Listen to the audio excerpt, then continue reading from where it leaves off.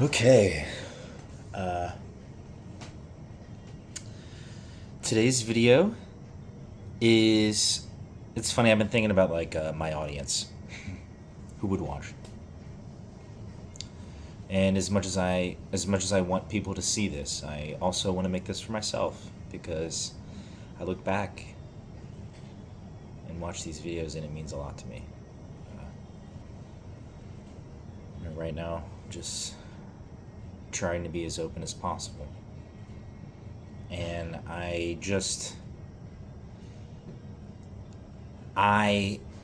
have been working out a lot of things, I think.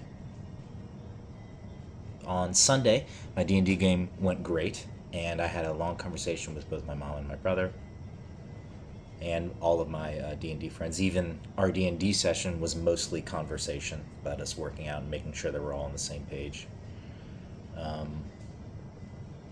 And I have just been remembering a lot of things. And I even had a conversation with some other people who are important to me, and all of them were sort of teaching me the same thing. Weirdly, and it's not even like I wasn't talking about the same thing to these people, but they were saying the same thing to me, and it's almost like, I was making sure to pay a lot of attention to these conversations I've been having. Because I think sometimes I have a tendency to dissociate and feel like the things that have happened to me in my life happen to somebody else. And that kind of puts me in a prison of my own mind, where there's no context for all the things that I'm doing. No reason for me being here. I'm just here instead of being sent here, which is what I know is the truth.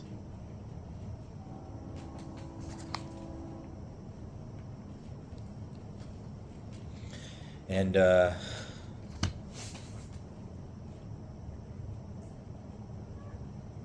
so the core takeaway from all of this, and I guess the core takeaway for myself when I go back and watch this, is that never forget that there is power in testimony, and healing is possible through anything.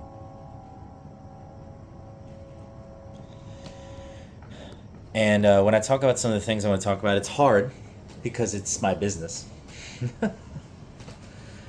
But also, it's important, and it's not about ego. It's about what has become fuel for the flame and why I am who I am. And I don't want to shy away from it, and I don't want to forget.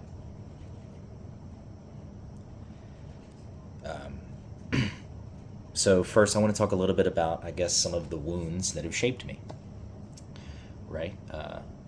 I think I have a lot of trauma in my family centered around car accidents, getting injured physically. Me and my family were in a car accident like before I was even a month old, with one of those trucks that turns cement. And even like my dad's mom got in a car accident that crippled her a couple months before I was born, maybe a couple years. And in the accident that happened with my family, my dad broke his wrist, my mom broke her ankle. My brother still has the scar on his head where he hit his head. It was rough, and in some ways, I think, looking back on it, that traumatic moment can be seen like the beginning of the end of my family. Now, it took a long time. It took a very long time, right? But it's just like one thing after the next. Bang, bang, bang.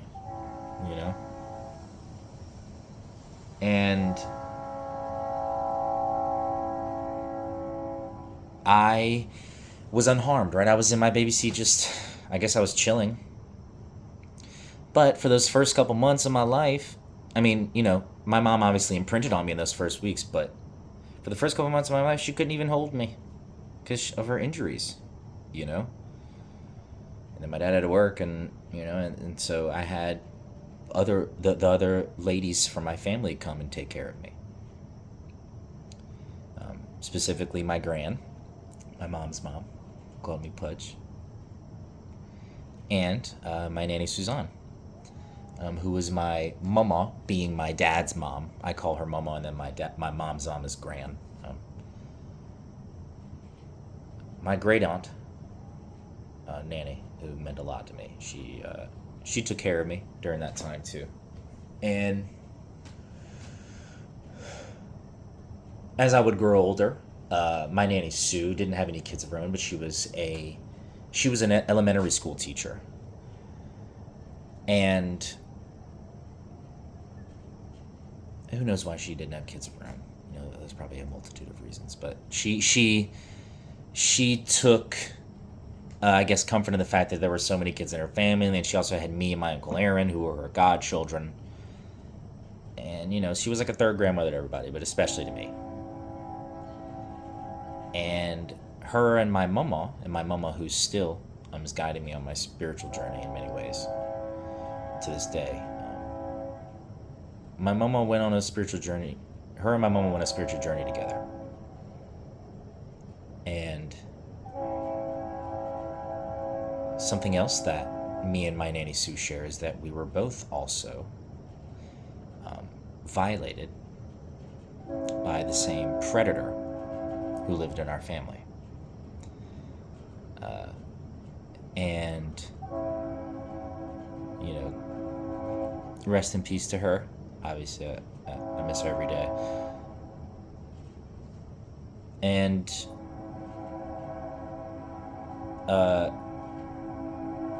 these things, like I said, have all become fuel for the flame. Because I do know what true evil looks like. And I know what solidarity in the face of it looks like. With people who care about me.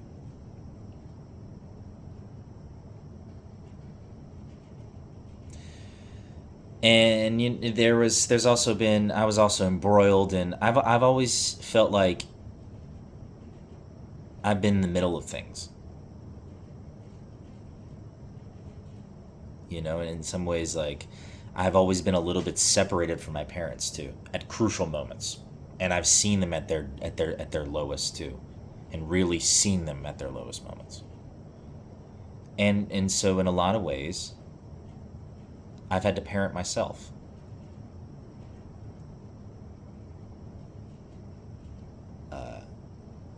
Out of necessity. And so a lot of that's where this spirituality and this, I guess, philosophy of the flame kind of comes from. It's like what I had to build in order to cope with the chaos.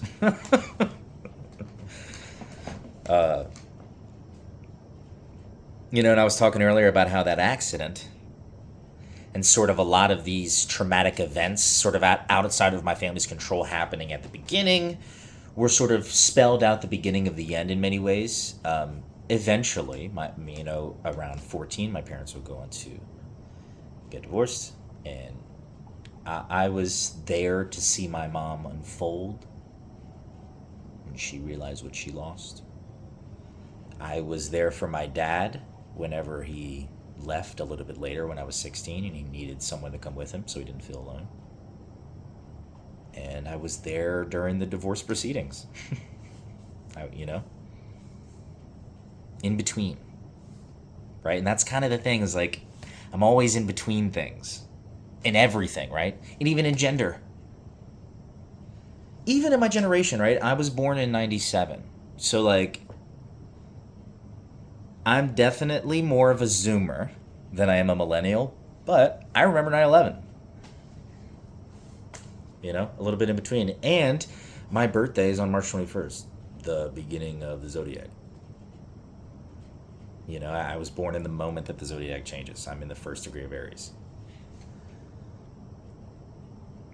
And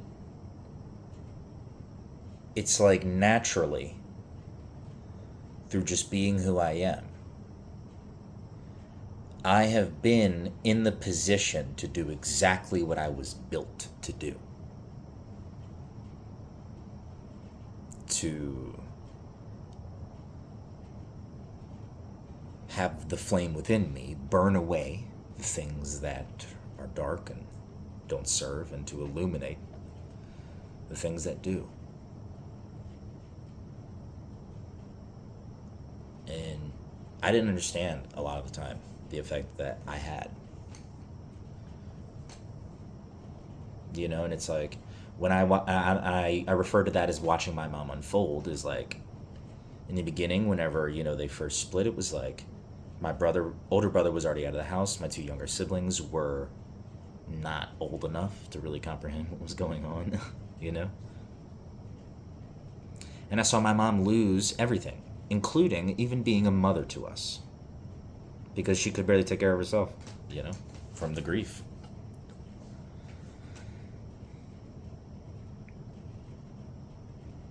And I've gone through a lot of phases, obviously. Like, I haven't always. I should say this. I've always had compassion for the people that hurt me. Even the predator that violated me, because I know that he was basically broken from the jump. And that is true evil. That is evil, yes. And something about my natural state is just radical compassion. Whether I want to or not, I look upon everyone I see, and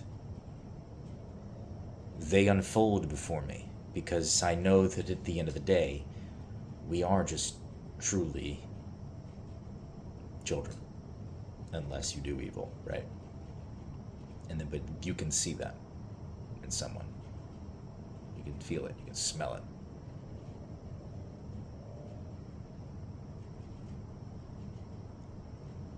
And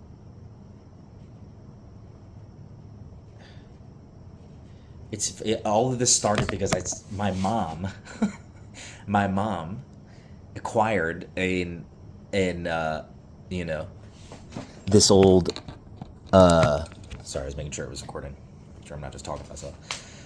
My mom acquired this old box full of her things from my dad's storage unit. And in it was a book written from my perspective. They were writing it from my perspective about my first year of life. Very cute, right? And my mom said she didn't even remember making it, and it's just like, God, it's crazy what trauma will do to you. It'll make you forget even the things you need to remember. And I just began really thinking about everything that's happened to me and talking about it with my brother too, my brother Joseph. Not that he remembers the conversation. He was blackout drunk. But it was a great conversation. I repressed feelings and memories for a long time. I have them all now. And it's just, I had to become a sort of anchor for myself emotionally. And I think, my mama always tells me, every time I mention that, my mama always tells me, she's like, you were always that way, Renee. Even, I never needed help to take care of myself emotionally, internally. Like, obviously, I was a baby. But I put myself to sleep, basically, is the way she said it. Because my older brother, it took forever to get him to sleep. But then she had me, and I was just a dream, because she would just lay me down, and I would figure it out on my own, essentially.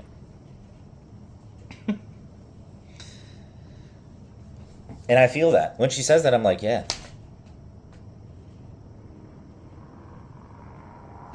I came into the world feeling that way.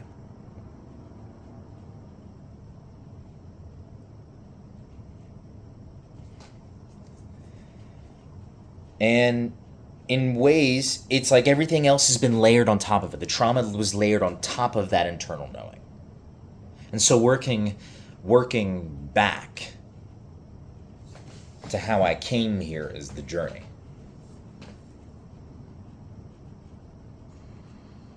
And that's what these videos are. That's why it's important for me as well. This is my testimony. because, and I don't know why this is coming to mind now, but my papa, who, God, I love him so much. He just passed a couple months ago. He taught me so much. He really did. And he did his best to make sure that the man who violated me had a job and was looked after throughout most of their adulthood. They were best friends. So I hold this reverence for him and my papa, his simple way of living and his simple way of looking at the world, and I hold that alongside the knowledge that I was put in a position to, experience some of the worst trauma of my life because he protected and loved a man who was a deviant.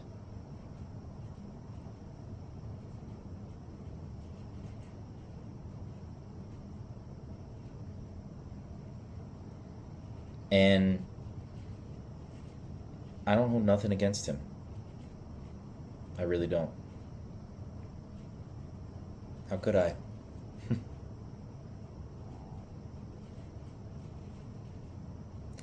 That's just how complicated being a person is, though. Because it all must become fuel for the flame, or else it'll burn you up from the inside.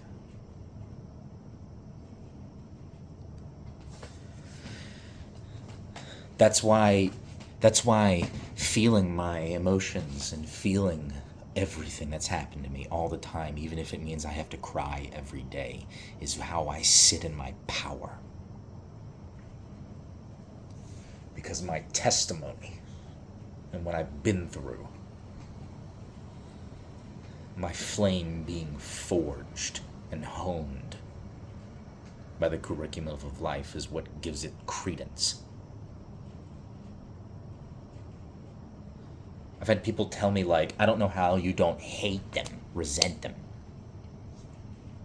right, for putting you around him, or all of the other chaos that you were just embroiled in. And it's like, hurt people hurt people. It's as simple as that. And we're all people.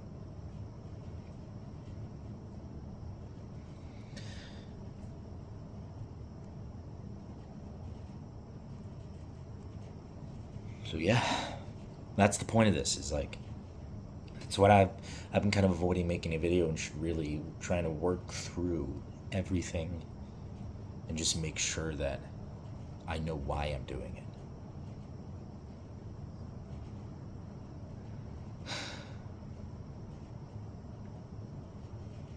The purpose of this is that love, compassion, warmth is the only law we really need to follow.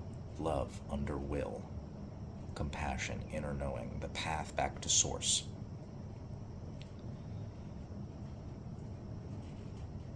So it's, if you it's like I was inflicted with mental, emotional, and spiritual wounds, but that was all the curriculum and the beauty of what you can be when you turn it all into fuel for the flame. Because now that I'm doing that, I look at myself in the mirror and I am shocked by the beauty of the person looking back at me. I'm shocked by what I'm capable of.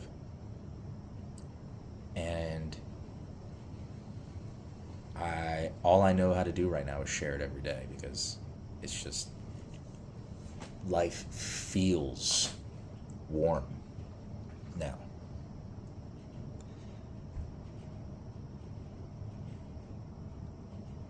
I also want to present something I've been working on in this video.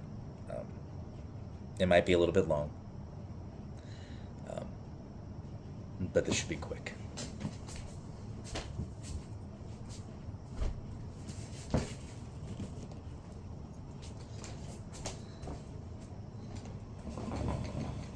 So I know this probably looks like a big jumble of shit.